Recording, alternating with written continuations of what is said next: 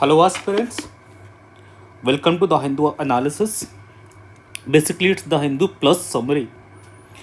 और ये हमारा पहला वीडियो है, तो इसमें थोड़ा ब्रीफ बता दूं कि किस तरह से हम न्यूज़ का एनालिसिस करने वाले हैं, कैसे ये न्यूज़ आपके एग्ज़ाम के लिए हेल्पफुल होंगे और किस किस क्या क्या क्राइटेरियाज हैं और कौन कौन से न्यूज़ पेपर हम कवर करेंगे. So mainly we will be focusing on the Hindu का रोज़ daily by on daily basis we will cover the news. कई बार ऐसा होता है कि economic news comes in Business Line and business, आप लोग जैसे पता होगा बिजनेस लाइन द हिंदू का ही इकोनॉमिक न्यूज़पेपर है. तो कई बार इकोनॉमिक न्यूज़ को बिजनेस लाइन में बहुत अच्छे से कवर किया जाता है. और economy is a very dynamic topic, specially from exams perspective, whether it's UPSC और बीपीएससी. क्वेश्चंस पैटर्न जिस तरह से चेंज हो रहे हैं, तो इट सीम्स कि इकॉनमी के लिए you have to align with a dynamic source. So मेरे ख्याल से Business Line is very good source. So economic terms, economic concept के लिए prefer Business Line. Indian Express में 2-3 things I like most. First is explain section. Explained section is really good, जहाँ पे किसी topic को बहुत ही अच्छे से बाइफोकेट करके आपको समझाया जाता है. सेकंड, इसके एडिटोरियल कभी कभी बहुत अच्छे होते हैं.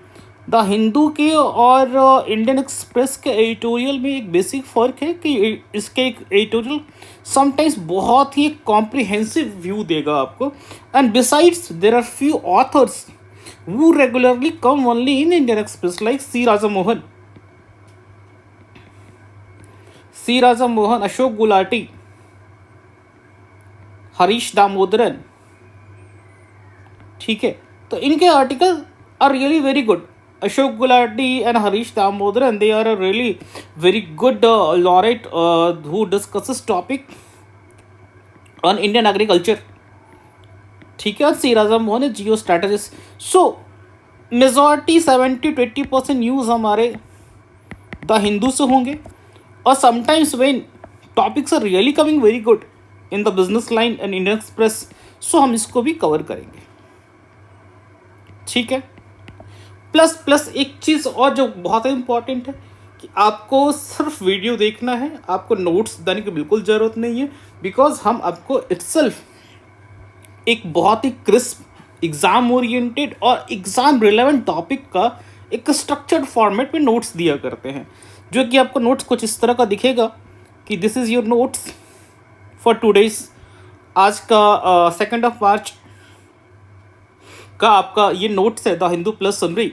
यहाँ पे देखो ये नोट्स आपके 2 सेक्शन में डिवाइडेड है. One section is your mains master and another one is prelims booster. So prelims के टॉपिक और मेंस के टॉपिक को सेग्रीगेट करके मेंस के टॉपिक में जो आपके एग्ज़ाम के लिए और इम्पॉर्टेंट है उनको बहुत ही स्ट्रक्चर्ड फॉर्मेट में it is given to you in a crisp concise format, so that you can understand. जैसे कि ये आज के ये सारे टॉपिक 1, 2 और 3rd एज ये तीनों टॉपिक आपके द हिंदू से कवर्ड हैं. ठीक है, so this topics are important for mains. Again ये चारों topic, this 4 topics are taken from again the Hindu and important for mains. So आपको नोट्स करने की जरूरत नहीं है. आपको ये नोट्स हमारे वेबसाइट पे, हमारे टेलीग्राम ग्रुप पे और हमारे व्हाट्सएप ग्रुप पे you can easily access this notes in Hindi and English. मतलब ये नोट्स आपको हिंदी और इंग्लिश दोनों ही माध्यम में अवेलेबल है. ये हमारा 1 मार्च का नोट्स है. यू कैन सी कि कैसे एक हिंदू में आर्टिकल आया था कि शुड मिनिमम सपोर्ट प्राइस भी legalise. It was debate about around between 2 people, 2 intellectuals हैं, उनके बीच में डिबेट चल रहा है. और कैसे इस न्यूज़ को हमने डिफरेंट डायमेंशंस के अंदर इसको कैटेगोराइज कर दिया और इसके अंदर सारे पॉइंट्स को, सारी चीज़ों को हमने एक सिस्टमेटिक वे में प्रेजेंट कर दिया, सो दैट वो न्यूज़ आपके लिए एग्जाम के पर्सपेक्टिव से इंपॉर्टेंट हो जाए. So you need not to worry कि कैसे हम क्या नोट्स कैसे लेके आएंगे, कैसे आप सिर्फ वीडियो को बहुत ध्यान से सुने. बहुत सारी चीज़ें ऐसी होंगी आपके प्री में और मेंस में, डायरेक्टली इन लेक्चर्स से, इन वीडियोस से आपके एग्जाम में क्वेश्चंस आएंगे. So let's start our topic. Let's start our today's analysis. So first we will start with our mains master. पहले हम मेंस के टॉपिक को कवर करेंगे, ठीक है, and then we will cover our prelims topic. So आज का हमारा मेंस में जो सबसे पहला टॉपिक है कि अभी रिसेंटली हिमाचल प्रदेश के 6 MLAs को डिस्क्वालीफाई कर दिया गया, ठीक है, because of cross voting. So actually matter ये है, अभी रिसेंटली राज्यसभा का इलेक्शन हुआ, राज्यसभा के सीट्स के लिए इलेक्शन हुए, और हिमाचल प्रदेश में इट वाज फाउंड कि कांग्रेस गवर्नमेंट के पास वहाँ पे 40 सीट्स हैं. आउट ऑफ 68 MLAs वहाँ 48 सीट्स हैं. सो कांग्रेस ने अपने कैंडिडेट अशोक मनु सिंघवी को फील्ड किया. Ashok Manu Singhvi was very very comfortable. ये सबको लगा था कि he will easily win the election, बहुत आसानी से इलेक्शन जीत जाएंगे. क्यों? क्योंकि जीतने के लिए 34 आउट ऑफ 68 34 वोट्स चाहिए, फर्स्ट प्रेफरेंशियल वोट. एंड चूंकि कांग्रेस के पास 40 MLA की मेजॉरिटी है, सो अशोक मनु सिंघवी और कांग्रेस को परेशानी की जरूरत नहीं है. वहीं दूसरी तरफ BJP candidate was Harsh Mahajan.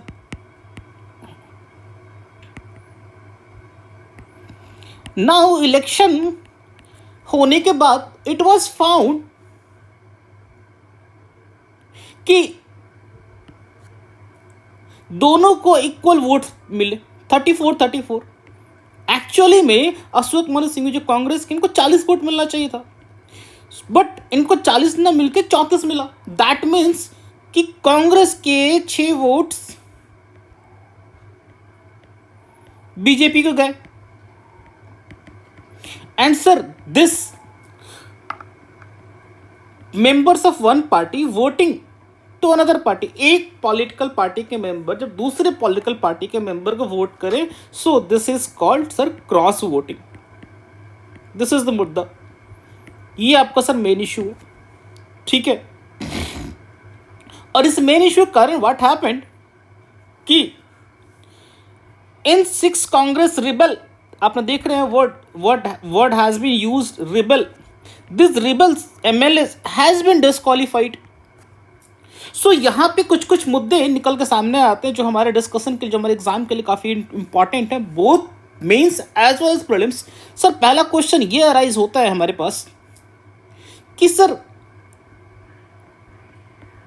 Open ballot voting हम राज्यसभा में करवाते हैं, राज्यसभा के इलेक्शन कैंडिडेट को चूज करने के लिए, ये ओपन बैलेट वोटिंग कराते ही क्यों है?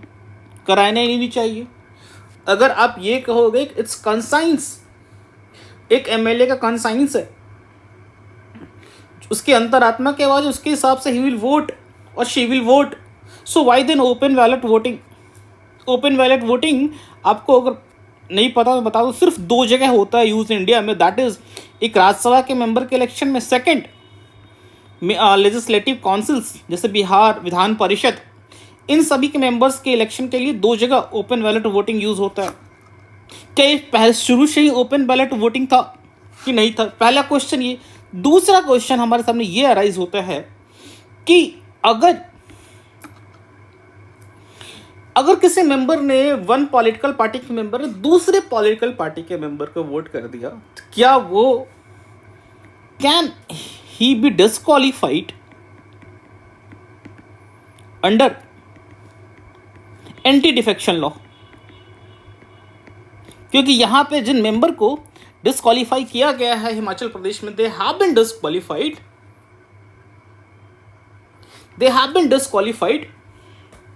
because of cross voting, and they have been disqualified under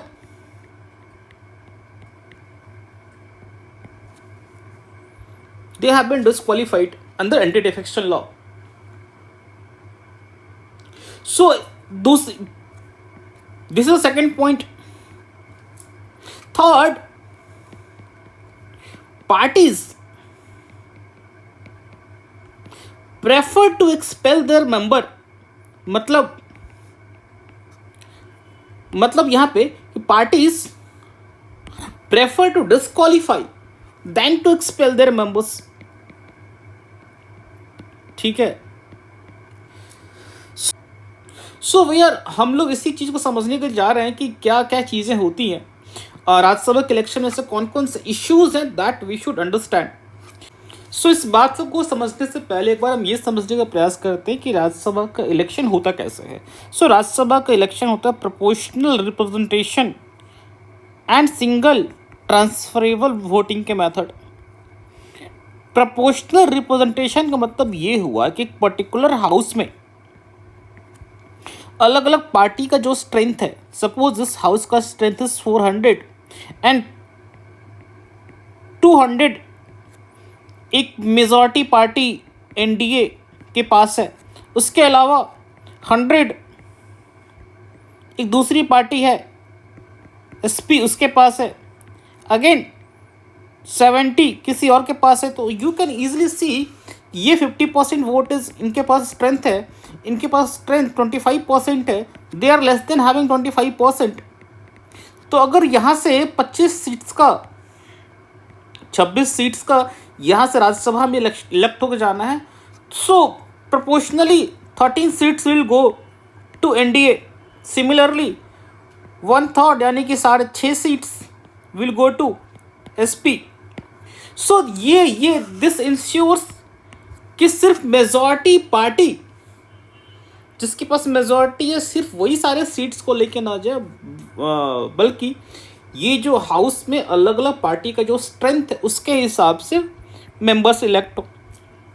और सिंगल ट्रांसफरेबल वोट का मतलब ये होता है कि जो राज्यसभा में बैलेट होता है sir, it looks like this कि अलग अलग पॉलिटिकल पार्टीज ने अपने कैंडिडेट को फील्ड किया and their name are mentioned here, और एक एमएलए वाइल पुटिंग हिज और हर वोट तो वो अपना प्रेफरेंसेस को जहाँ मार्क करेगा। ये नॉर्मल इलेक्शन वैसा नहीं, normal election what we do just हम ना बटन क्लिक कर देते हैं कि हम मेरा वोट इसको जा रहा है, बट यहाँ पे होता है क्या सर कि हमने इस वाले कैंडिडेट को फर्स्ट प्रेफरेंस दिया, दूसरे कैंडिडेट को इसको हमने सेकंड दिया, इसको थर्ड दिया, इसको फोर्थ दिया। ठीक है, नाउ कैलकुलेशन करने के बाद निकला एक पर्टिकुलर हाउस से एक राज्यसभा एमपी को इलेक्ट होने के लिए 70 का मार्क अगर अचीव कर लेगा, 70 votes if he achieve, so he will get elected. ठीक है, सो सबसे पहले जो वोटिंग काउंट होता है तो सबसे पहले फर्स्ट प्रेफरेंशियल वोट को देखा जाता है। अगर फर्स्ट प्रेफरेंशियल वोट में मान लो वहां से छः इलेक्ट होने हैं, 6 में से 4 तो इलेक्ट हो गए, ठीक है, बाकी 2 अभी भी 70 का आंकड़ा पार नहीं कर पा रहे। सो इस केस में क्या होगा कि जो कैंडिडेट नीचे से सबसे कम फर्स्ट प्रेफरेंशियल वोट पाया होगा उसको लिख कर दिया जाएगा एलिमिनेट। फर्स्ट राउंड में सर उसके नाम करके लिख दिया जाएगा एलिमिनेट, और उसके जो सेकंड प्रेफरेंसेस वाले वोट होंगे वो सारे वोट्स आपके डिस्ट्रीब्यूट कर दिए जाएंगे जो कि रिमेनिंग मेंबर्स हैं। अब रिमेनिंग मेंबर्स में जो वोट्स डिस्ट्रीब्यूट करने के बाद ये देखा जाएगा कि क्या अभी भी ये लोग 70 का आंकड़ा पार किए कि नहीं। इफ दे आर क्रॉसिंग 70 का mark so they will win. So ये सिंगल ट्रांसफरेबल वोट का मतलब ये हुआ कि ये जो इनका जो फर्स्ट प्रेफरेंसेस था, लास्ट वाले बंदा जिनको हमने एलिमिनेट किया, इनके वोट को हमने ट्रांसफर कर दिया। सो this is the meaning of single transferable vote. ठीक है सर। सो राज्यसभा का अपना इलेक्शन कुछ इस तरह से होता है। Now coming back to the point कि अभी जो राज्यसभा के जो हमने इश्यूज डिस्कस कर रहे थे कि हमें राज्यसभा के इलेक्शन में क्या क्या मुद्दे हैं, इन इश्यूज के ऊपर cross voting, Supreme Court anti defection law. So एक छोटी सी कहानी को टाइमलाइन पर समझने की कोशिश करते हैं। सो व्हाट हैपेंड टिल 1998 ऐसा पार्टीज, पॉलिटिकल पार्टीज मोस्टली पता होता था सबको कि मेरा स्ट्रेंथ हाउस में 100 है एंड 100 के प्रोपोर्शनल हमारी इतनी सीट्स बनती है। सो हम सपोज 3 सीट्स बनती है तो 3 तो हमारा लेके जाएंगे। सो पार्टी 3 कैंडिडेट को वहाँ पे नॉमिनेट की। सिमिलरली दूसरी पार्टी जिसके पास सर 200 का स्ट्रेंथ है, उनको पता है कि हमारे पास 6 कैंडिडेट सेलेक्ट होके जाएंगे। सो उन्होंने 6 को वहाँ पे फील्ड किया। सो इलेक्शंस यूजुअली नहीं हुआ करते थे। मान लो यहाँ पे 9 टोटल वैकेंसीज हैं और 3 इस पार्टी ने फील्ड किया और 6 इसने किया, तो दे नो कि ये 3 इसके सिलेक्ट होंगे, 6 इसके होंगे। इश्यूज तब आना शुरू हुआ जब इन्होंने 3 किया और 2 में से किसी एक पार्टी ने 7 कर दिया। अब एक ज़्यादा है, ठीक है। So that needs election. So what happened in 1998, what happened, इसके पहले तक पार्टी के डिसिप्लिन, पार्टी के स्ट्रेंथ पे डिसाइड हो जाया करता था कि इलेक्शंस, राज्यसभा के इलेक्शंस आपके पार्टी के स्ट्रेंथ के बेसिस पे होगा। And it was before election it was known कि कौन से पार्टी के कितने कैंडिडेट आपके इलेक्ट होंगे। सो इन 1998 what happened, Maharashtra Rajya Sabha election होना था, ठीक है। एंड महाराष्ट्र से 6 कैंडिडेट को सेलेक्ट होना था। एंड कांग्रेस के पास बहुत ज़्यादा स्ट्रेंथ नहीं थी महाराष्ट्र असेंबली हाउस में। सो कांग्रेस ने अपने 2 कैंडिडेट को फील्ड किया, Najma Heptulla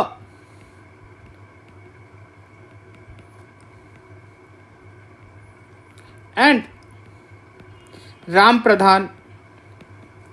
Ram Pradhan was there IAS, retired IAS officer, और he himself was from Maharashtra cadre, ठीक है। और ऐसा माना जाता है कि यही was very close to Sonia Gandhi. So Congress ने 2 कैंडिडेट को फील्ड किया। शिवसेना जो कि महाराष्ट्र में इनकी अच्छी पकड़ है, they also field 2 candidates, Satish Pradhan and Pritish Nandy. So 4 candidate हो गए। Now BJP field that time Pramod Mahajan जिंदा थे, he was alive. So BJP की तरफ से candidate was Pramod Mahajan. So sir 2, 2, 4, 1, 5। इसके अलावा व्हाट हैपेंड, इन 5 के अलावा 2 कैंडिडेट आपके और आए। वन वाज सुरेश कलमारी,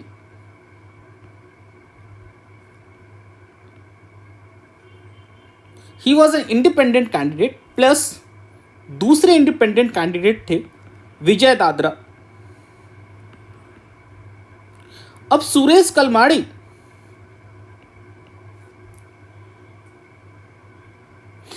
कलमाड़ी को कांग्रेस प्लस शिवसेना का सपोर्ट था,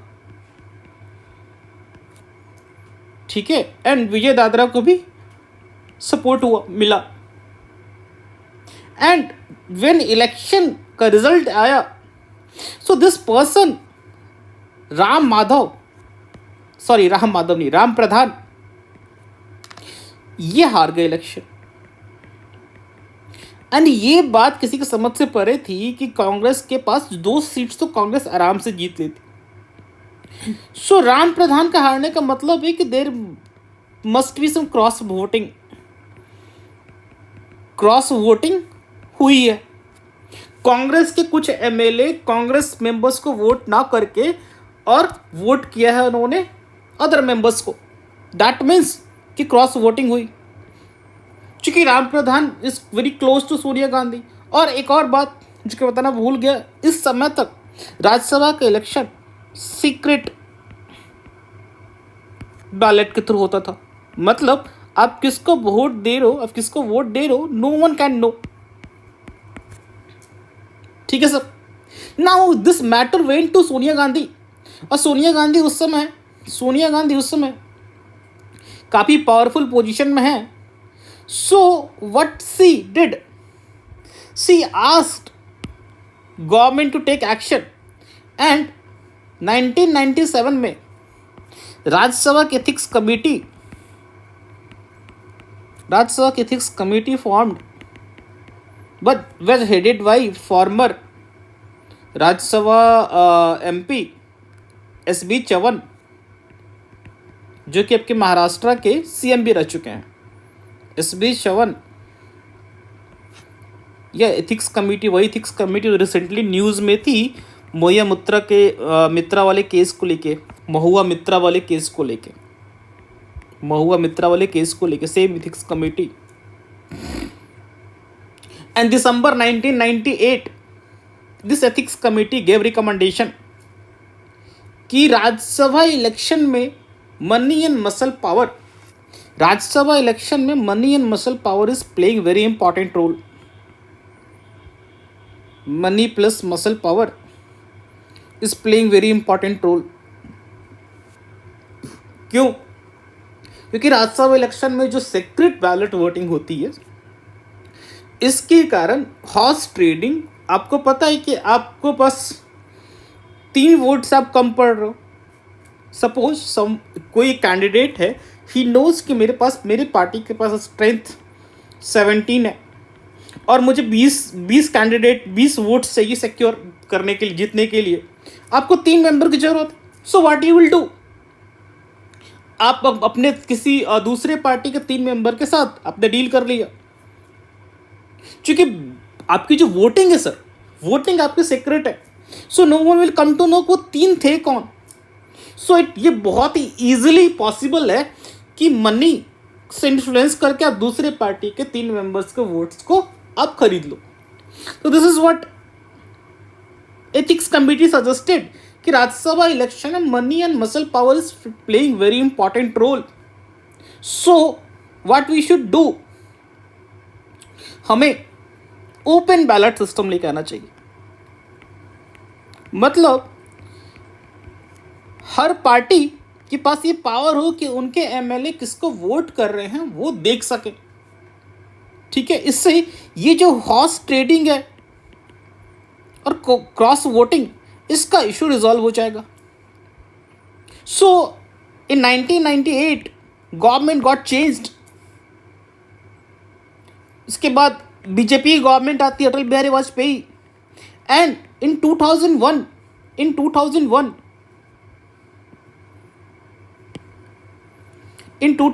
अरुण जेटली उस समय के लॉ मिनिस्टर थे, and he introduced amendment in representation of people act 1951,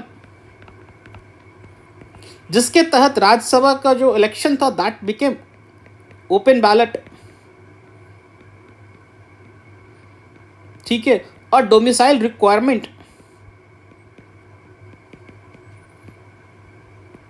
मतलब पहले ये बात थी कि अगर आप हिमाचल प्रदेश से इलेक्शन लड़ना चाहते हो तो आपके पास हिमाचल प्रदेश का डोमिसाइल होना चाहिए। सो डोमिसाइल रिक्वायरमेंट को भी इस पर्टिकुलर अमेंडमेंट के थ्रू हटा दिया गया। This happened.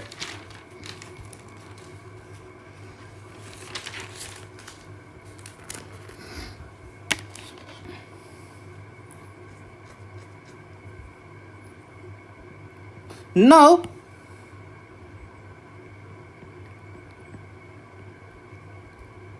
अब चूंकि this issue become very important, become very prominent that time, open ballot. अब open ballot issue itself is very controversial. अब इसके अंदर जो प्रावधान है वो प्रावधान ये आया कि rule 39AA of conduct of election rules 1961 के अंतर्गत कोई पॉलिटिकल पार्टी अपने कैंडिडेट को ऑथराइज करेगी। एंड दिस ऑथराइज कैंडिडेट के सामने हर एमएलए को जाके अपना वोट दिखाना है। अगर आप अपना वोट नहीं दिखाते हो अपने पार्टी के ऑथराइज कैंडिडेट के पास, so your vote will be disqualified, your vote will become invalid. साथ ही साथ अगर आपने अपना वोट किसी और को दिखा दिया, ऑथराइज कैंडिडेट के अलावा किसी और को दिखाया, तो भी आपका वोट इनवैलिड हो जाएगा। So this were the some of the changes जो कि आपको 2003 के बाद से लाए गए। ठीक है, I will show you some of the recent examples what happened. So ये सारे चेंजेस लाने के बाद there was a very very veteran, very famous journalist, बहुत ही critical sharp minded, Kuldip Nayar. And Kuldeep Nair sir challenged this order in Supreme Court, challenged this amendment in Supreme Court, asked Supreme Court कि sir this is going to impact free and fair election, क्योंकि अब जो voting होगी sir वो free और fair नहीं होगी, क्योंकि जो एमएलएज होंगे they will be under pressure from there political parties, जो कि उनके लीडर्स हैं, उनके द्वारा उनको प्रेशराइज किया जाएगा कि आप वोट्स एक पर्टिकुलर कैंडिडेट को ही करो। And in this way free and fair election is not possible. So it's a very famous case.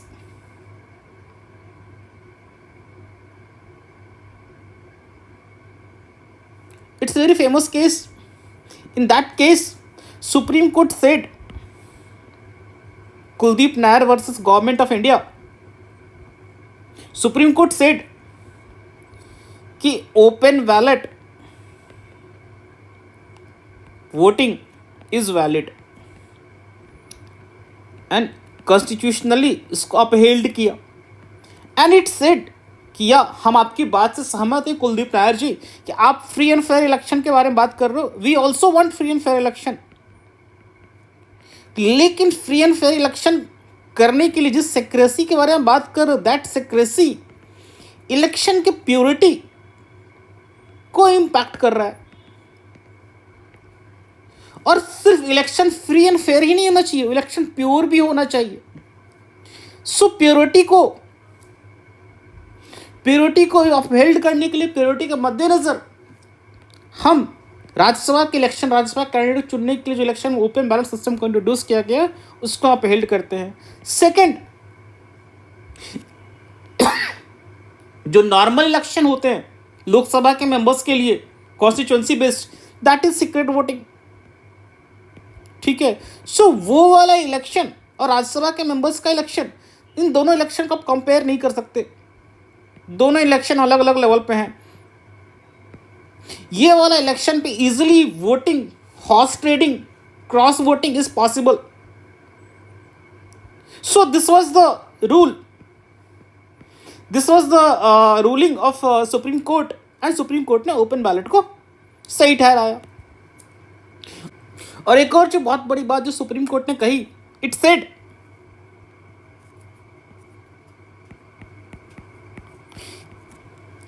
अगर कोई पर्सन अपने पार्टी के डायरेक्शन के अगेंस्ट जाके वोट करता है, so this action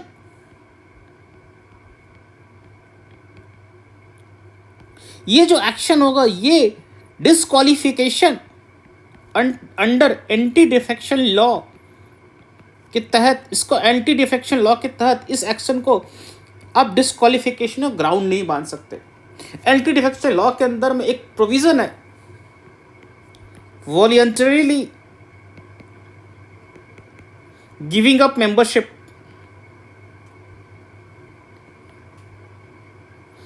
voluntarily giving up membership का मतलब ये होता है स्वेच्छा से आप किसी अपनी गतिविधि से आप अपने उस पॉलिटिकल पार्टी के मेंबरशिप का परित्याग कर रहे हो। इसमें फॉर्मल रेजिग्नेशन नहीं होता, आप इसमें त्याग पत्र नहीं दे रहे हो, लेकिन आप ऐसे कुछ काम कर रहे हो, आप किसी दूसरे पॉलिटिकल पार्टीज के बैठक में जा रहे हो, आपने वहाँ पे जाके उनके साथ वोटिंग कर रहे हो, आपने फॉर्मली रिजाइन नहीं किया है। सो जो पॉलिटिकल पार्टीज है, जिस पॉलिटिकल पार्टी से आप बिलोंग कर रहे हो, उसके जो लीडर्स हैं, top management, they can decide कि नहीं आपने वॉलेंटरली अब इस पॉलिटिकल पार्टी का मेंबरशिप त्याग कर दिया, सो आपको पार्टी से निकाल दिया गया और इसी के साथ आप डिस्क्वालीफाई हो गए आप उस हाउस के मेंबरशिप से।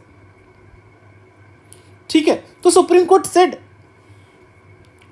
कि ये जो अगर कोई पॉलिटिकल पार्टीज का मेंबर दूसरे पॉलिटिकल पार्टीज के मेंबर को वोट कर देता है, क्योंकि ये ओपन बैलेट है, तो आप इजीली यू कैन सी कि इसने दूसरे मेंबर को वोट किया, दैट इज क्रॉस वोटिंग हुई। बट ये cross voting will not be ground for disqualification. आप क्रॉस वोटिंग को ये नहीं कह सकते हो कि सर मुझे इनके इस हैबिट के थ्रू ये लग रहा है, मुझे इनके इस एक्शन के थ्रू ये लग रहा है कि इन्होंने वॉलेंटरली अपने मेंबरशिप गिव अप कर दिया, इन्होंने इस गतिविधि से हम इस बात का निष्कर्ष निकाल रहे हैं कि इन्होंने हमारी पॉलिटिकल पार्टी का मेंबरशिप त्याग दिया, सो इनका हाउस से डिस्क्वालीफाई करना चाहिए। So cross voting is not a ground for political party to disqualify its member under anti defection law। ठीक है सर, सो ये बात सुप्रीम कोर्ट ने क्लियर कर दिया।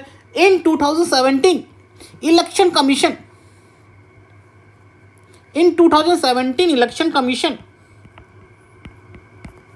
also made it very clear। 2017 में इलेक्शन कमीशन ने इस बात को बहुत अच्छी तरह समझाया है कि देखिए सर, किसी भी हाउस में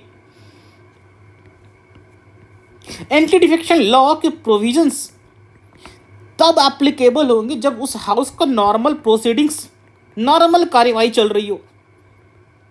नॉर्मल कार्यवाही के दौरान आपके पार्टी के विप ने विप इशू किया कि आपको इस पर्टिकुलर मैटर पे वोट करना है, और उस नॉर्मल प्रोसीडिंग में उस मेंबर्स ने अपने पार्टी विप का उल्लंघन किया, so then this will be ground for anti defection law. लेकिन जब ये असेंबली हाउस राज्यसभा मेंबर को इलेक्ट कर रही होती है, तो सो ये नॉर्मल प्रोसीडिंग सर नहीं है, this is not normal proceeding.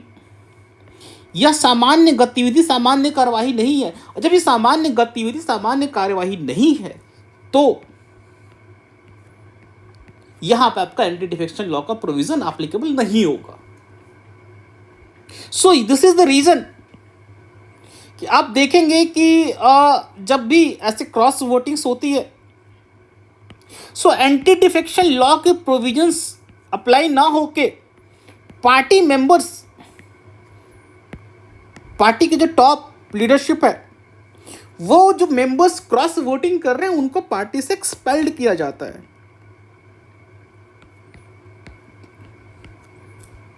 To 2016 जून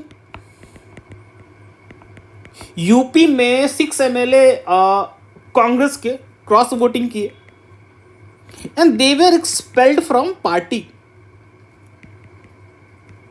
अब सर एक्सपल्शन, अगर कोई मेंबर पार्टी से एक्सपेल्ड किया जा रहा है तो उसके हाउस की मेंबरशिप नहीं जाएगी सर, इसके हाउस की मेंबरशिप नहीं जाएगी। लेकिन यही इसको एंटी डिफेक्शन लॉ के अंतर्गत इसको डिस्क्वालीफाई किया जाएगा, तो it will also end his और her as a tenure as a member of that house. ये अभी रिसेंटली अमर सिंह एंड जयाप्रदा वाले केस में हुआ। What happened in that case कि इन दोनों को पार्टी से एक्सपेल कर दिया गया, और एक्सपेल्ड करने के बाद इन लोगों के राज्यसभा के मेंबरशिप पे भी बात उठ गई कि आप, जो कि पार्टी से आपको एक्सपेल्ड कर दिया गया, और तो आप राज्यसभा के मेंबर भी नहीं रह सकते। So matter went to supreme court and supreme court ने इन लोगों को रिलीफ दिया इस बात को लेके कि आपको पार्टी से एक्सपेल्ड किया गया, but you are not disqualified under anti defection law, so आप हाउस के मेंबर्स रहेंगे। This was the main concern. So इस वाले केस में जब भी क्रॉस वोटिंग होती है, तो क्रॉस वोटिंग में राज्यसभा के इलेक्शन के टाइम जो क्रॉस वोटिंग होती है, तो क्रॉस वोटिंग में चूंकि एंटी डिफेक्शन लॉ का provision is not applicable, so only party के जो टॉप लीडरशिप है they can take disciplinary action, they can expel, but they can't disqualify. Even Himachal Pradesh वाले में जो 6 मेंबर्स को डिस्क्वालीफाई किया गया है, उनके डिस्क्वालिफिकेशन ग्राउंड कुछ और बनाया गया, ठीक है। So they went to supreme Court और hopefully Supreme Court will restore their membership, क्योंकि ये जो क्रॉस वोटिंग का इशू है, क्रॉस वोटिंग के इशू पे यू कांट किसी और प्रिटेक्स्ट में भी you can't disqualify the members, ठीक है। एक और बहुत ही इंटरेस्टिंग स्टोरी है जो इसी कॉन्टेक्स्ट में 2017 election, Ahmed Patel was the Congress candidate from Gujarat,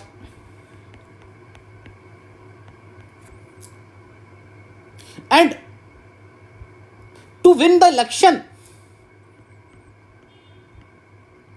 46 MLA का वोट चाहिए होता था, and what happened, 2 कांग्रेस के मेंबर्स क्रॉस वोटेड,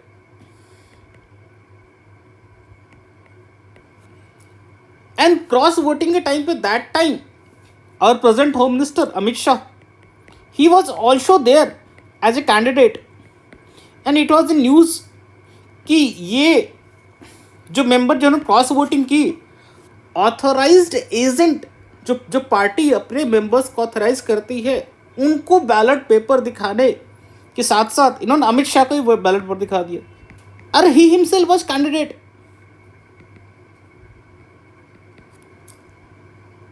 मैटर बहुत ज़्यादा आगे बात बढ़ गई, and Ahmed Patel went to election commission of India के पास रिव्यू पिटीशन दायर, और रिव्यू पिटीशन के बाद इलेक्शन कमीशन ने ये जो 2 मेंबर्स थे जिन्होंने अमित शाह को ना वोट दिखाया था, चूंकि अभी जस्ट मैंने बात किया आर्टिकल रूल 39AA के अंतर्गत आप सिर्फ और सिर्फ अपने ऑथराइजिंग एजेंट को ही अपना बैलेट पेपर दिखा सकते हो, इसका वायलेशन किया। So this 2 members were disqualified, और हाउस का स्ट्रेंथ 2 सीट से कम नीचे आ गया, and finally he won the election, so some of the things जो आपके एग्जाम के लिए बहुत इंपॉर्टेंट हो जाता है, फर्स्ट कि राज्यसभा के इलेक्शन और लेजिस्लेटिव काउंसिल के इलेक्शन में ओपन बैलेट यूज होता है, जो कि आपके वाइस प्रेसिडेंट और प्रेसिडेंट के इलेक्शन में यूज नहीं होता। सेकंड, राज्यसभा के इलेक्शन में 6 इयर्स का टेन्योर होता, और 6 ईयर के टेन्योर्स के बीच में सपोज सम मेंबर 4 साल के बाद ही डाइड और ही रिजाइंड और समथिंग, सो वो जो वैकेंसी क्रिएट हुई और उस वैकेंसी कारण जो बाई इलेक्शन हुआ, सो सर ये by election only for this period होगा, रिमेनिंग पीरियड, ना कि यहाँ से 6 साल, जैसा कि हमारे लोकसभा में होता है। अगर लोकसभा आपका डिसॉल्व हो जाता तो वहाँ से डिसॉल्व कभी भी हो, नेक्स्ट टाइम जो भी कॉन्स्टिट्यूट होगा लोकसभा वो 6 साल के लिए होगा, बट यहाँ पे ऐसा सर नहीं होता। यहाँ पर ध्यान रखिएगा, जब भी इलेक्शन होगा बाई इलेक्शन, वो रिमेनिंग पीरियड के लिए होगा। अगेन अगर 2 मेंबर्स के बीच में टाई हो गया तो लॉर्ड के ड्रॉ के थ्रू डिसाइड होगा who will win the election, जैसा कि अभी रिसेंटली हुआ इन दोनों के केस में, अशोक मनु सिंघवी और हर्ष महाजन वाले केस में both of them got 34 votes, और finally through draw it was decided कि Harsh Mahajan won the election, ठीक है। नाउ फाइनली मेंस के पर्सपेक्टिव से हम इसका कंक्लूजन ये निकाल सकते हैं कि सर ओपन बैलेट सिस्टम लाने के बाद या फिर एंटी डिफेक्शन लॉ को लाने के बाद क्या हमारे पॉलिटिकल पार्टीज में क्रॉस वोटिंग खत्म हो गई? Answer is no sir. सबसे बड़ी बात इसके अंतर्गत आपको यह समझने वाली है कि हम एक मोरल, आइडियोलॉजिकल, पॉलिटिकल प्रॉब्लम का सर लीगल सॉल्यूशन ढूंढ रहे हैं। आप ये समझो कि एक पॉलिटिकल पार्टी का मेंबर दूसरे पॉलिटिकल पार्टी के मेंबर को वोट कर रहा है, सो इसका मतलब ये हुआ कि आप अपने पॉलिटिकल पार्टी के साथ लॉयल नहीं हो। You don't have that ideological binding with your political party. So exactly ये कहीं ना कहीं हमारे पॉलिटिकल पार्टी के सिस्टम में जो मोरल डिक्लाइन आया, जो आइडियोलॉजिकल डिक्लाइन आया, उसका मैनिफेस्टेशन है।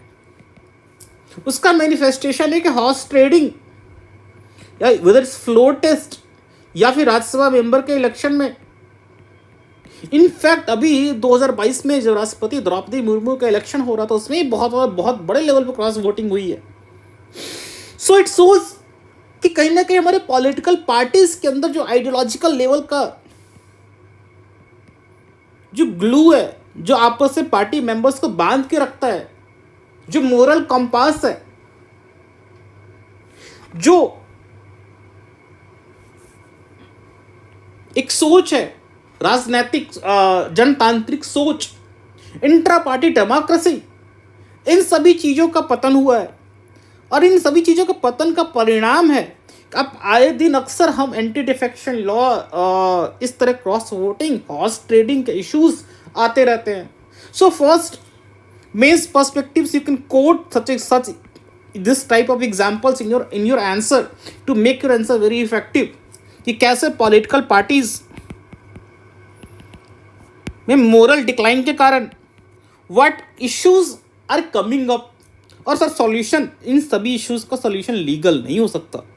सिर्फ लीगल सॉल्यूशन के पे आप जाओगे तो दिस प्रॉब्लम और बड़ी होती जाएंगी। ऐसा एक एग्जांपल देता हूँ, ऐसा माना जाता है कि आया राम गया राम के प्रॉब्लम को सॉल्व करने के लिए एंटी डिफेक्शन लॉ लाया गया था। बिकॉज एक मेंबर दूसरे मेंबर के पार्टी में, एक मेंबर एक पॉलिटिकल पार्टी से निकल कर दूसरे पॉलिटिकल पार्टीज को ज्वाइन कर ले रहे थे। बट एंटी डिफेक्शन लॉ आने के बाद सर अब एक मेंबर दो मेंबर निकल कर नहीं जा रहा, अब सर हो रहा है मास defection.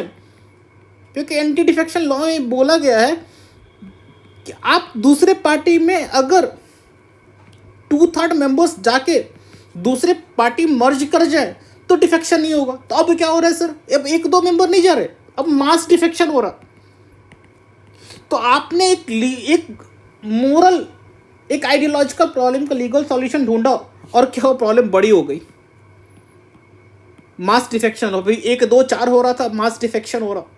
So we need to think upon this, ठीक है। So will discuss some later on this issue, political parties का issue. Let's take up another topic. Next article is very very important. ये जो article है, ये article अभी India के foreign policy में आ रहे बदलाव और कंटिन्यूटी से संबंधित है। रिसेंटली इजराइल और पैलेस्टाइन कॉन्फ्लिक्ट को लेके इंडिया के इस स्टैंड में कुछ डायल्यूशंस आए हैं और उन्हीं अपने स्टैंड के डायल्यूशन को लेके, इंडिया के स्टैंड के डायल्यूशन को लेके the author that is Stanley Johnny has talked about India के अपने बदलाव क्यों आए, कैसे आए, किस हद तक सही है, किस हद तक गलत है। So let's take a brief points from this article. First, कि when India got independence 1947 till Nehruvian time, India की जो फॉरेन पॉलिसी थी वो बहुत ही आइडियलिस्टिक थी sir.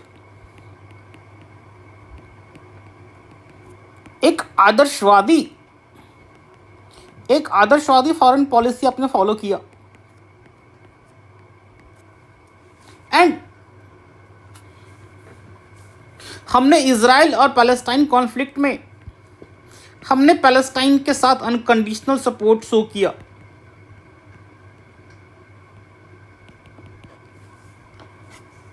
Before coming to this what was this conflict, एक छोटा सा ब्रीफ ओवरव्यू देख लीजिए कि व्हाट हैपेंड कि वर्ल्ड वॉर 1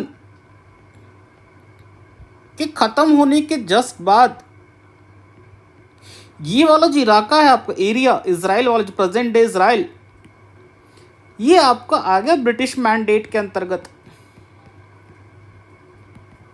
और इस समय जो पॉपुलेशन है 1970s में it is mostly Muslim population, Palestinian. And चूंकि ब्रिटिश मैंडेट में आने के बाद यहाँ पे बहुत ज़्यादा ज्यूज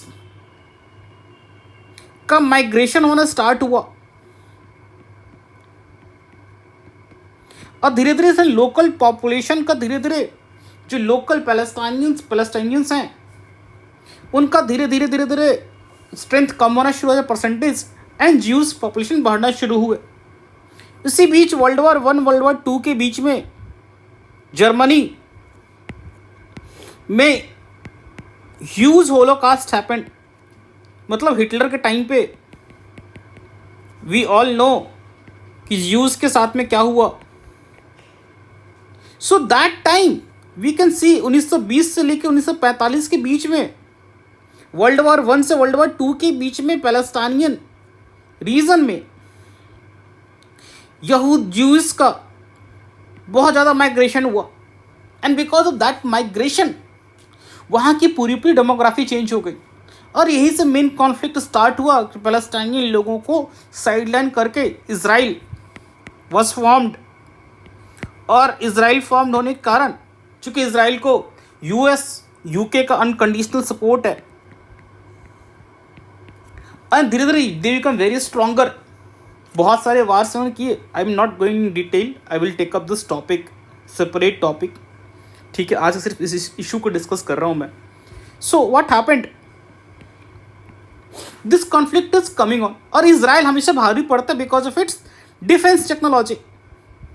इनकी जो डिफेंसिव स्ट्रैटेजी है और इनकी डिफेंसिव ऑफेंसिव स्ट्रैटेजी, इनका जो टेक्नोलॉजिकल एडवांसमेंट है, ये सबसे पावरफुल प्लेयर है उस रीजन के। वेस्ट एशिया मिडिल ईस्ट के सबसे पावरफुल प्लेयर हैं ये। सो this author is talking about in this context कि जब वहाँ के लोकल पॉपुलेशन को इजराइल ने रिप्लेस करना शुरू किया और वहाँ पे इसको डोमिनेट करना स्टार्ट किया, so what happened, so India at that time unconditional support provided. ठीक है, फिर बीच में 1992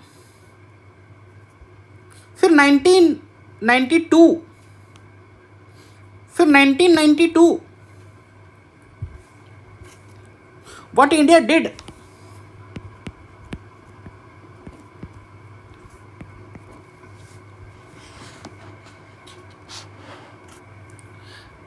इंडिया ने अपने डिप्लोमेटिक रिलेशंस विथ इजराइल को इम्प्रूव करना शुरू किया। सो स्लोली इंडिया की जो पॉलिसीज थी इट स्टार्टेड इवॉल्विंग और धीरे धीरे इंडिया और इजराइल के बीच में डिफेंस को लेके कोलैबोरेशन स्टार्ट हुआ।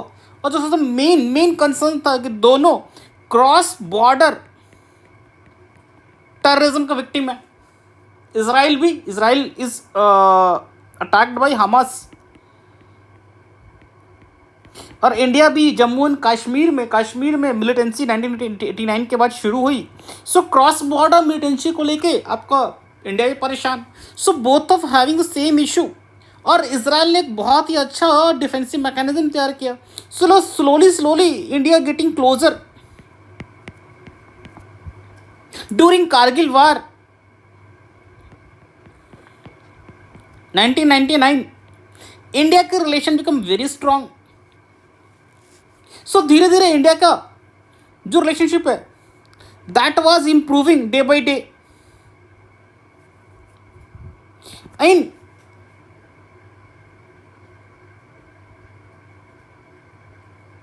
in 2018,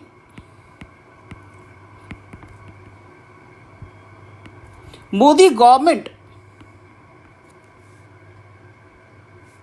went to West Bank, Israel, first time. And also Israel के जो prime minister Benjamin Netanyahu, he also came to India. So this saw a new shift. And during the current regime of प्रधानमंत्री Modi, India धीरे धीरे getting closer to Israel. And ये जो unconditional support वाली बात थी पैलेस्टाइन को लेके, वो पैलेस्टाइन का अनकंडीशनल सपोर्ट धीरे धीरे इंडिया अपने स्टैंड को डाइल्यूट करने शुरू किया. इसका एक डोमेस्टिक एंगल भी है. डोमेस्टिक एंगल ये है कि India is having very large Muslim population, and that Muslim population के कारण India in recent time also during Rajiv Gandhi, Indira Gandhi's and during the coalition government era, India ने Palestine के cause को support किया because of this domestic constituency. But in recent time एक visual shift दिख रहा, जैसा कि author ने मेंशन किया है. जैसे फॉर एग्जांपल ऑथर सेइंग कि अभी जो रिसेंट अक्टूबर 7 को हमस ने अटैक किया इसराइल पे, और उसके रिटेलिएशन में इसराइल ने massive attack started. So our प्रधानमंत्री tweeted in favour of Israel. Again United Nation General Assembly में वोटिंग हैपेंड. जो वोटिंग इसराइल के अटैक को रोकने की बात कर रही थी, उस पर भी इंडिया ने उस वोटिंग में अब्सटेन, इंडिया ने उसमें वोट नहीं किया. रिसेंटली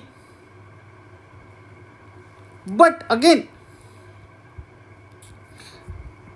ये दोनों चीजें शो कर रही कि इंडिया से इंक्लिनेशन, इंडिया का जो टिल्ट है वो इसराइल की तरफ है. But also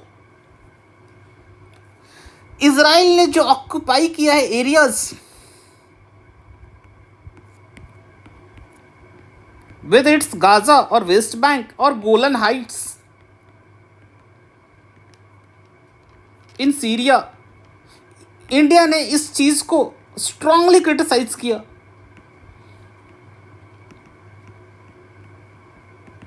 so it shows कि इंडिया एक डेलिकेट बैलेंस को अचीव करने की कोशिश कर रहा है. ठीक है, बैलेंसिंग एक्ट इसको कह सकते हैं, बैलेंसिंग एक्ट. बट हाँ, एक बात ये कही जा सकती है कि जिस तरह से अलग, जैसे अभी साउथ अफ्रीका, ब्राजील, तो जिस तरह से ओपनली इसराइल को क्रिटिसाइज किया है और इंटरनेशनल कोर्ट ऑफ जस्टिस में घसीटा है इसराइल को, इस तरह से किसी तरह का स्ट्रॉन्ग क्रिटिसिज्म इंडिया का साइड से नहीं आया. ना ही जिस तरह से यूएस और यूके ने इसराइल को अनकंडीशनल सपोर्ट दिया, इंडिया ने उस तरह से किसी तरह का अनकंडीशनल सपोर्ट भी नहीं दिया. तो इट शोज कि इंडिया की फॉरेन पॉलिसी एक पैराडाइम शिफ्ट के थ्रू जा रही. हम अब नेशनल इंटरेस्ट, एक बहुत अच्छा वर्ड मेंशन किया है ऑथर ने. Author has mention the word real politic, कि our foreign policy is now governed by real politics. It's not idealism, it's not realism, it's real politics. So this is what author is trying to say. Finally author concludes कि अगर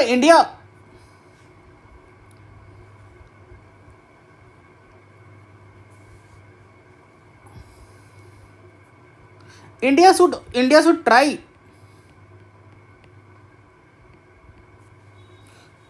emphasise कि जितना जल्दी इस reason में truth और piece आ जाए,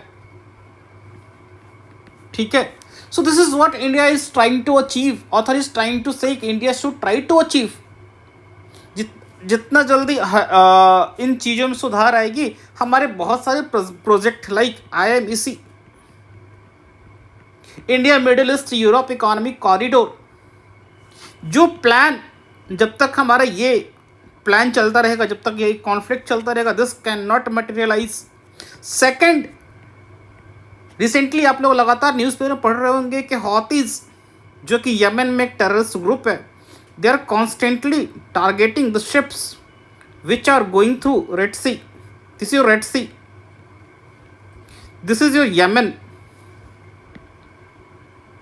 जो भी शिप्स इस जोन से पास कर रहे थे उनको टारगेट कर रहे हैं। सो व्हाट अभी शिप्स कर क्या रहे, they are avoiding this zone, और ये केप ऑफ गुड होप के थ्रू जा रही हैं, और इसके कारण मोर देन 7,000 किलोमीटर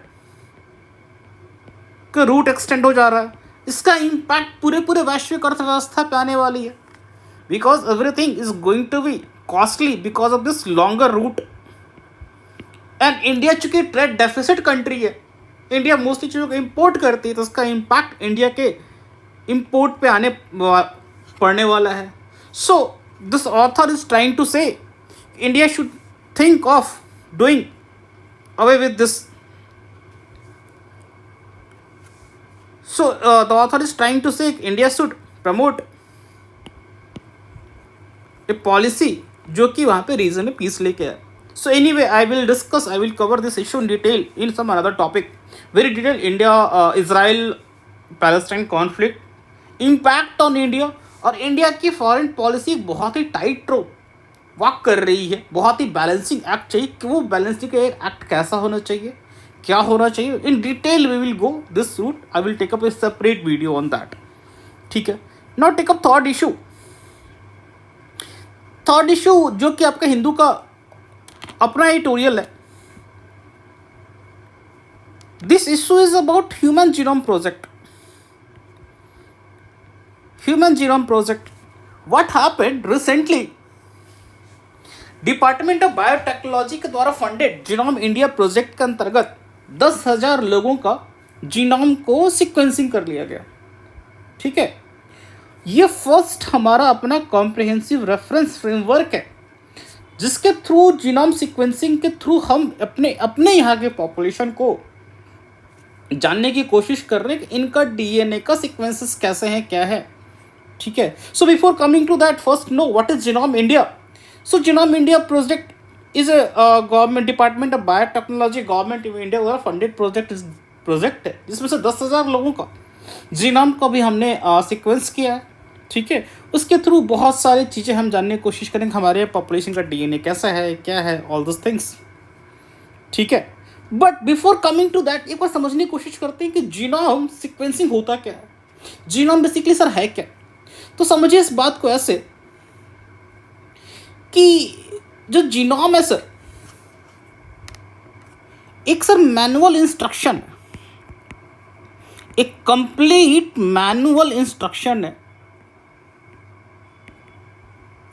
जो आपके बॉडी में शुरू से लेके आप जब आपका एम्ब्रायो, जब आप कंसीव हुए थे वॉर्म से लेके तब तक प्रेजेंट डे, हर चीज is governed by this genome. So genome एक अगर मैं बात करूं एक बड़े मशीन के बारे में, तो उस बड़े मशीन को सर मैनुअल है, हैंडबुक, जहाँ पे सारी बातें लिखी गई हैं, कौन से पार्ट्स कैसे फंक्शन करेगा, कौन से पार्ट्स को कैसे यूटिलाइज करना है, कौन सी खराबी होगी तो किस चीज़ से कैसे ठीक होगा, कौन से इंडिकेटर किस चीज़ को दर्शाता है। So this is the entire information coded, सारी की सारी इंफॉर्मेशन इस किताब में है, that is sir genome.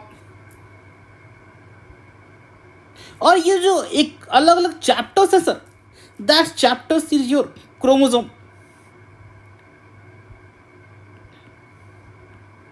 Sir ये जो क्रोमोसोम है वो चैप्टर्स है जहां पे सारे इंफॉर्मेशन को स्टोर किया गया है, ठीक है। सो समझो पूरा जो whole set of DNA that is genome.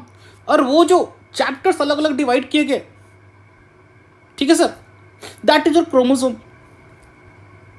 अब ये क्रोमोसोम सर क्या है कि समझो what is your chromosome, just look, जो आपका सर जीनोम होता है, जो आपका डीएनए होता है, that DNA is very very long structure, very long structure. You can see how long this is. और इन सारे, इसको आप धागे की तरह समझ सकते। पतंग उड़ाया कभी तो पतंग का उड़ाते हुए देखा होगा, वो लटेर जो बोलते हैं, उसमें धागा लपेटा होता है, बहुत लंबा सा थ्रेड।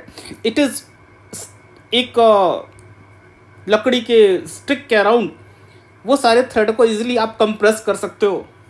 सो क्रोमोसोम के अंदर there is a protein called histones,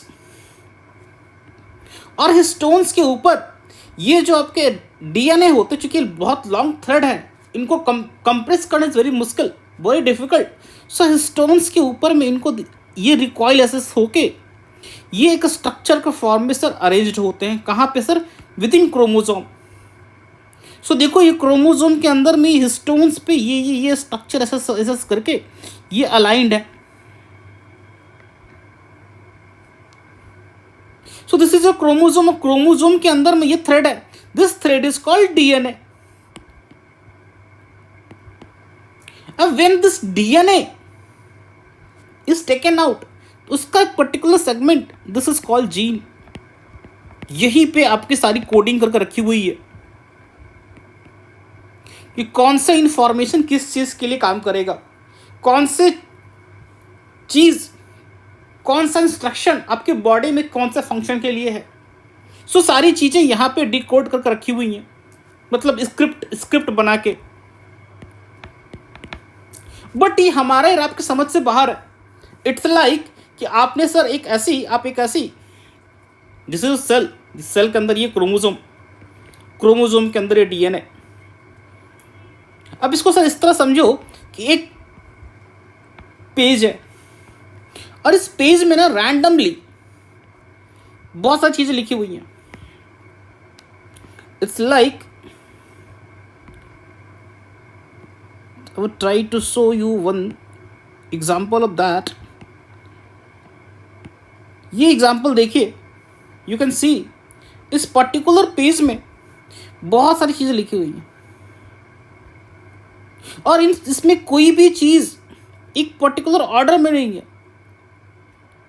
ये आपके और हमारे समझ से बाहर है, बट इसी किसी पर्टिकुलर कोड वर्ड में ये कोई समझ सकता है कि हाँ इस वर्ड के बाद अगर ये वर्ड आ रहा है इसका मतलब क्या है, वो इस हिसाब से इसको डिकोड करके वो अपना फंक्शन कर लिया। बट ये हमारे और आपके समझ से बाहर है, हम इसको डिकोड नहीं कर पा रहे। तो what we will do, we will try इसको हम डिकोड करके इसको अपने काम में लेके आए। And this is what exactly हम जीनोम सीक्वेंसिंग में करते। जीनोम सीक्वेंसिंग सबसे पहले हम डीएनए सीक्वेंसिंग करते सर। क्यों डीएनए सीक्वेंसिंग करते? बिकॉज ये जो डीएनएज हैं ये किस सीक्वेंस में हमें नहीं पता। ये सिमिलरली जैसा कि अभी पेज में बताया कि इंफॉर्मेशन तो है, वो सारे इंफॉर्मेशन हैफेजर्ड वे में है, कोई प्रॉपर ऑर्डर में नहीं है। और सपोज आपको घर बनाना है, और घर बनाने के लिए मैनुअल दिया हुआ। अब मैनुअल पे सारी चीज़ें एक साथ नहीं दी गई हैं। पहले दिया हुआ कि फाउंडेशन बना लो, फाउंडेशन सीधा छत दिया हुआ है, छत का सीधा दिया हुआ है कि 4th फ्लोर बना लो, फिर इसका 3rd फ्लोर है। तो वो हैफेजर्ड ऑर्डर वे में नहीं होने के कारण वो अभी किसी काम का नहीं है। तो first will try to identify कौन से लाइन में क्या लिखा हुआ, उस लाइन में लिखने को, उसको समझने के बाद हम उसको एक ऑर्डर में अरेंज करेंगे, तो समझ में आएगा एग्जैक्टली हमारे काम में कैसी चीज़ें आ सकती हैं, कहाँ पे ये प्रॉब्लमेटिक है। तो this is exactly DNA sequencing किया जाता है। एक पर्टिकुलर पार्ट को अलग कर लिया जाता है डीएनए सीक्वेंसिंग में। इस डीएनए के एक पर्टिकुलर पार्ट को काट के अलग कर लिया जाता, ऐसे बहुत सारे पार्ट्स बना लिए जाते। उसके बाद पॉलीमरेज चेन रिएक्शन के थ्रू डीएनए की फाइनली सीक्वेंसिंग की जाती, और something it looks like this, ठीक है। उसके बाद अब TBGCA DNA सीक्वेंसिंग हो जाती, एंड देन वी कैन से कि DNA इज सीक्वेंस्ड। उसका फ़ायदा हमें ये मिलता कि बहुत सारे जो जेनेटिक डिजीज़ हैं जहाँ पे आपके पर्टिकुलर किसी एक लेवल पे कोई एक particular gene is not particular base pair is not working properly. So now अब हमारे पास क्रिस्पर Cas9 टेक्नोलॉजी है, सो वी कैन एडिट, यहां से वाला पार्ट को हटा के यहाँ पे दूसरा पार्ट को इंसर्ट कर देंगे। Now this is possible. दूसरा, हम पर्सनलाइज मेडिसिन वाले इस फेज में जा रहे, क्योंकि हम इस जीनोम एडिटिंग के थ्रू हम हर पर्टिकुलर इंडिविजुअल लेवल पे वी कैन चेक कि इस पर्टिकुलर इंडिविजुअल लेवल पे मेरे बॉडी में क्या पर्टिकुलर प्रॉब्लम है, that can be known through genome editing, ठीक है। So this is what human genome project is, they India का प्रोजेक्ट है, ठीक है। एंड इसी पे अपना ये एडिटोरियल है हिंदू का, इट इज़ बेस्ड अपॉन। सो इस एडिटोरियल में ऑथर ने बहुत ही कुछ क्रिटिकल बातें इन्होंने रेज किया है, and few points that I will take up here are first, कि देखो सबसे पहला क्या क्या बेनिफिट इसको हो सकते हैं as so improve disease prediction, improved disease prediction. So this is what I was also trying to say कि मान लो हमारे इंडियन पॉपुलेशन के एक पेक्यूलियर, एक अलग टाइप की DNA सीक्वेंसिंग है, ठीक है। सो हम ये बात समझ सकते हैं कि इंडियन पॉपुलेशन के लिए किस तरह के मेडिसिन ज़्यादा इफेक्टिव होंगी, कौन से चीज़ों से हम ज़्यादा वल्नरेबल हैं, संवेदनशील है, किस तरह की बीमारियों के प्रति ज़्यादा संवेदनशील है। दूसरी बात, इंडियन पॉपुलेशन, इंडिया तो बहुत बड़ा ज्योग्राफिकल रीजन है, so we can also pin point किस पर्टिकुलर ज्योग्राफी में और किस टाइप के एथनिक ग्रुप में, ट्राइबल ग्रुप में किस तरह के डिजीज होने की ज़्यादा संभावना है। So we can take preventive measures. This is what your genome sequencing can help us. ठीक है। Besides, हम पूरे इंडिया के पॉपुलेशन का यूनिक जो हमारे कैरेक्टरिस्टिक्स हैं उसको हम आइडेंटिफाई कर सकते हैं कि इंडियन पॉपुलेशन के यूनिक कैरेक्टरिस्टिक्स क्या क्या हो सकते हैं। अभी जो human genome project world level पे चल रहा है, this is mostly western countries dominated, so we are not able to know कि हमारे इंडिया स्पेसिफिक क्या क्या कंसर्न्स हैं, ठीक है। So this benefit can be done. मैंने पर्सनलाइज मेडिसिन वाली बात की but author is also, this editorial is also suggesting some challenges. First, again it is creating imbalance. Information is not widely circulated or widely shared, ठीक है sir. Information is not widely shared. There is no collaboration among various stakeholders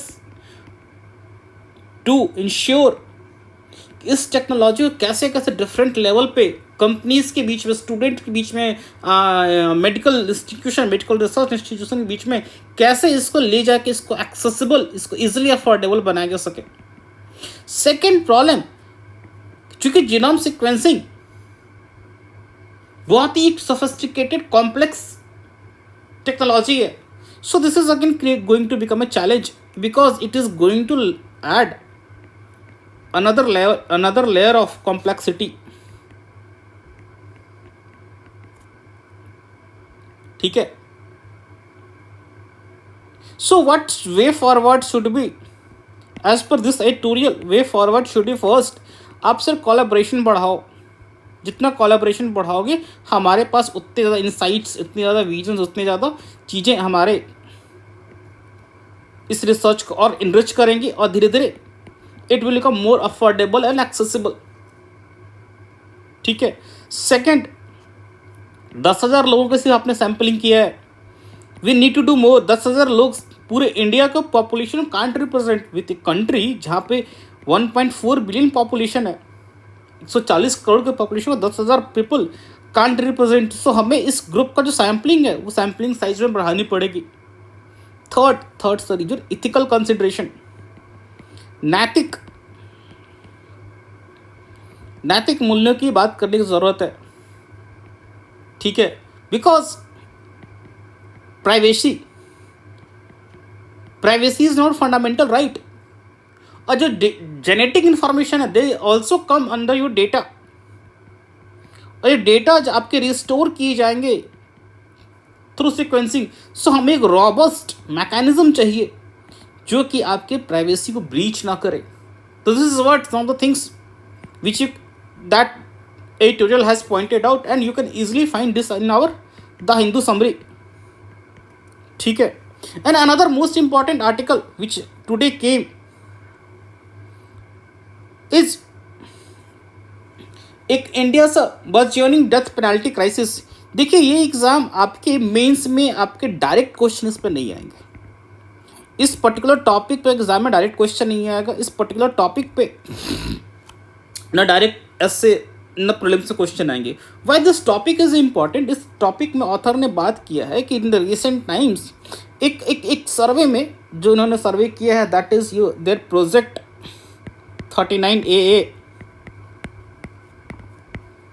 I think 39A legal aid जो अपन DPSP में उससे जुड़ा हुआ होगा, that's why they have term 39A. इस particular article में उन्होंने एक चीज़ के बारे में बात की कि लोअर कोर्ट्स में डेथ पेनल्टी बहुत इजीली दे दी जाती है. ठीक है. और हार्डली अगर 1,000 डेथ पेनल्टी दी जा रही तो हार्डली 1% भी कंफर्म नहीं किया जाता है अपर कोर्ट्स के द्वारा. तो एक ये बहुत बड़े सिस्टेमिक प्रॉब्लम को दर्शाता है कि lower courts, lower judiciary, why lower judiciary is so eager to give death penalty. ठीक है. तो इस पॉइंट को हम यूज़ करने जा रहे हैं अपने आंसर्स में.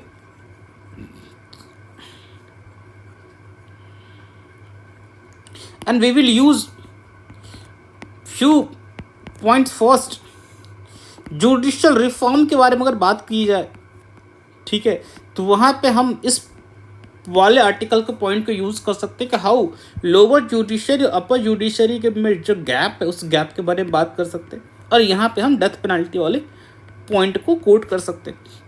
दूसरा point we can say criminal justice system में रिफॉर्म के बारे में अगर बात होती है, then again we can quote this point. Third, police reform. So कहीं ना कहीं जो लोअर जुडिशरी में ये डेथ पेनल्टी रिपीटेडली दिया जाता है, उसके पीछे एक बहुत बड़ा कारण है. जो इन्वेस्टिगेशंस होते हैं इनिशियल लेवल पे, that investigations are not very clear, their short investigation. ठीक है. इसके कारण judiciary is not able to reach the conclusion. और जो सबसे बड़ी बात, जो सबसे बड़ा क्वेश्चन जो आपसे ऐसे में पूछा जा सकता है कि क्या कैपिटल पनिशमेंट यानी कि मृत्यु दंड सही है? This can be a big question. क्योंकि जो क्राइम एंड पनिशमेंट का अक्सर कॉन्सेप्ट है वो ये कहता है कि पनिशमेंट इसलिए दिया जाता है, जो कि प्रेजेंट डे की अवधारणा है, पनिशमेंट इसलिए दिया जाता है ताकि आपके अंदर सुधार हो, रिफॉर्म हो. और अगर हमने फांसी ही दे दी, आपको कैपिटल पनिशमेंट दी, तो आपके अंदर को रिफॉर्म करने का हमने स्कोप छोड़ा ही नहीं. दूसरा, जब लोअर जुडिशरी किसी को death penalty they the, and उसके वही अपील इन हाई कोर्ट और सुप्रीम कोर्ट, और वो अपील बहुत लंबा टाइम लगता, 5 साल 6 साल 7 साल, और तब तक वो दैट पर्सन बहुत ही बड़े मेंटल ट्रॉमा में रहता है। इनफैक्ट कुछ दिन पहले एक कैदी ने, he was given death penalty, और उसने अपील किया था, but he committed suicide. So this is what is the issue. So capital punishment, crime and punishment, crime and punishment में सर क्राइम आप कर रहे हो तो आपको पनिशमेंट दिया जाता है, पर पनिशमेंट देने का उद्देश्य क्या है? आपके अंदर रिफॉर्म लाना। बट कैपिटल पनिशमेंट दूसरे सिद्धांत पर आधारित है। वो आपके अंदर रिफॉर्म नहीं लाना चाहता, वो ये चाहता है कि आपको इतनी सख्त से सख्त सजा दी जाए कि बाकी लोग उसको देख के डर जाए। So it is best upon deterrence theory. Deterrence मतलब किसी चीज को होने से पहले रोकना, डिटरेंस थ्योरी। डिटरेंस थ्योरी ये कहती है कि सर आपको दंड इसलिए नहीं दिया जा रहा कि आप गलत हो, आपको दंड इसलिए दिया जा रहा है ताकि आपको इतना कड़ा से कड़ा दंड दिया जाए ताकि सामने वाला आपके दंड को देख के गलती करने का सोचे भी ना। सो ये एक मेडाइवल सोच है। और रिफॉर्मेशन ये मॉडर्न सोच है, और इन दोनों बीच से कॉन्फ्लिक्ट होता है। सो इंडिया में this is a big issue कि कैपिटल पनिशमेंट रहे कि ना रहे। सो इसी चीज़ को लेके बहुत ज़्यादा इंडिया में डिबेट चलने के बाद सुप्रीम कोर्ट ने बोला कि नहीं ठीक है, कैपिटल पनिशमेंट तो रहेगा, लेकिन it's in rare case. So India में रेयर केस का डॉक्ट्रिन है जिसके थ्रू हम कैपिटल पनिशमेंट को अप्लाई करते हैं। So this was the 4 topics which we have covered in mains वाले सेक्शन।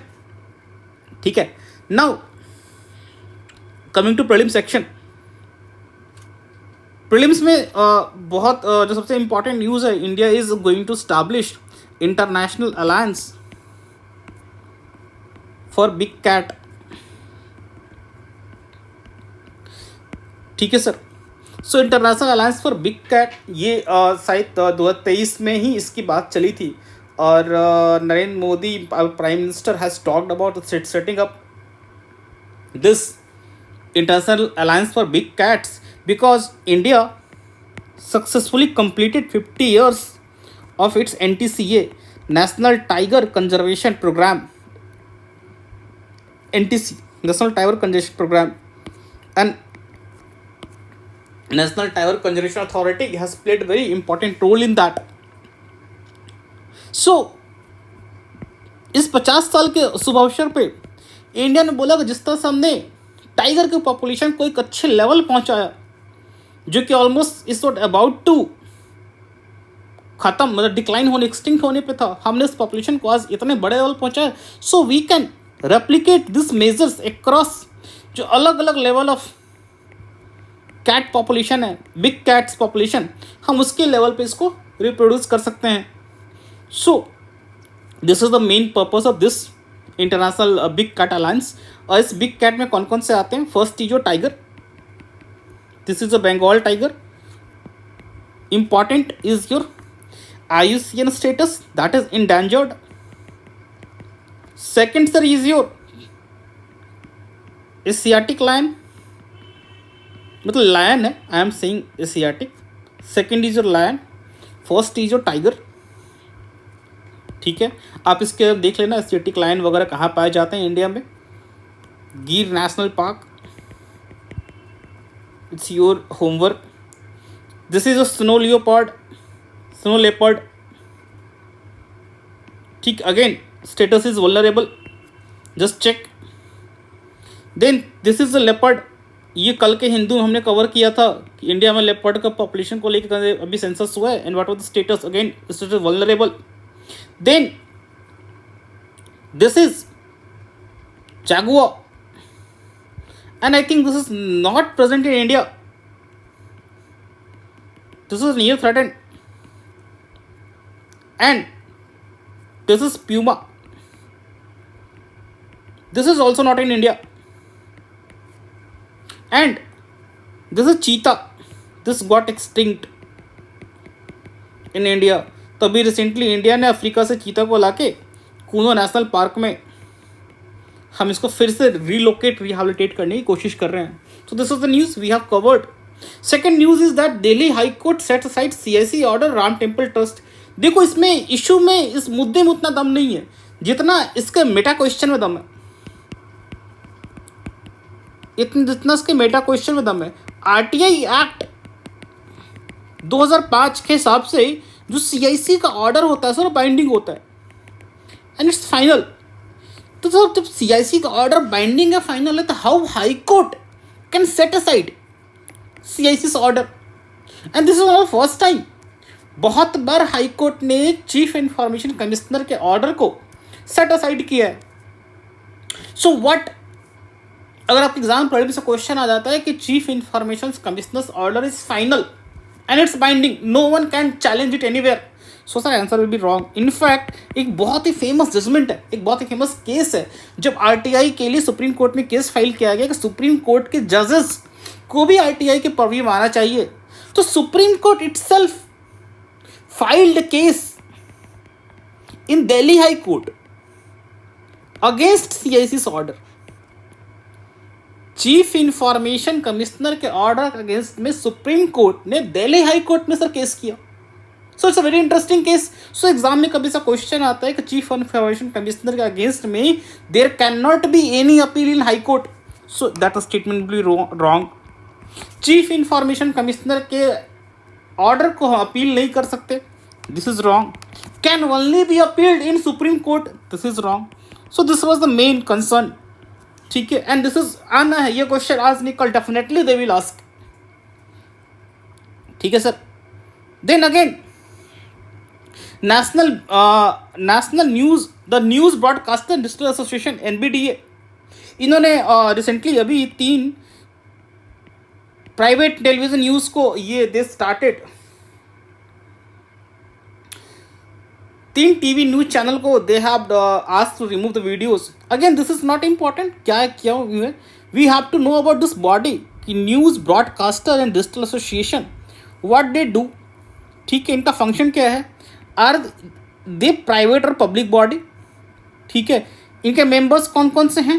ठीक है, और how their funding, how they function, how their jurisdiction, इनके बारे में हमें एक बार देख लेने की जरूरत है. And that is given in your the Hindu summary. Then देखो थर्ड अगेन यहाँ पे financial intelligence unit imposes 5.9 crore fine on Paytm. दो पेटीएम अभी ऐसे क्राइसिस चल रहा है और पेटीएम के ऊपर अभी prevention of money laundering act के थ्रू के वायलेशन में फाइनेंशियल इंटेलिजेंस यूनिट. अब एक बात समझो, prevention of money laundering act के तहत में हमेशा इन्फोर्समेंट डायरेक्टरेट एक्शन लेती है, but in this case you are seeing कि PMLA वाले केस में action is taken by financial intelligence unit. ठीक है, सो एक बार आप just go through what is FIU, how FIU जो फाइनेंशियल इंटेलिजेंस यूनिट है, इसको FIU IND बोलते हैं, ये किस बॉडी के अंतर्गत है, ये PMLA से कैसे जुड़ा हुआ है. ठीक है, क्योंकि prevention of money laundering act में तहत में power is given to enforcement directorate. So how this is important. ठीक है, so this is your end of your today's analysis. Thank you for watching. Will meet again on tomorrow. Thank you, thanks for watching. And please join our Telegram channel where you can get the summaries and you can download the Hindu Plus summary from our website.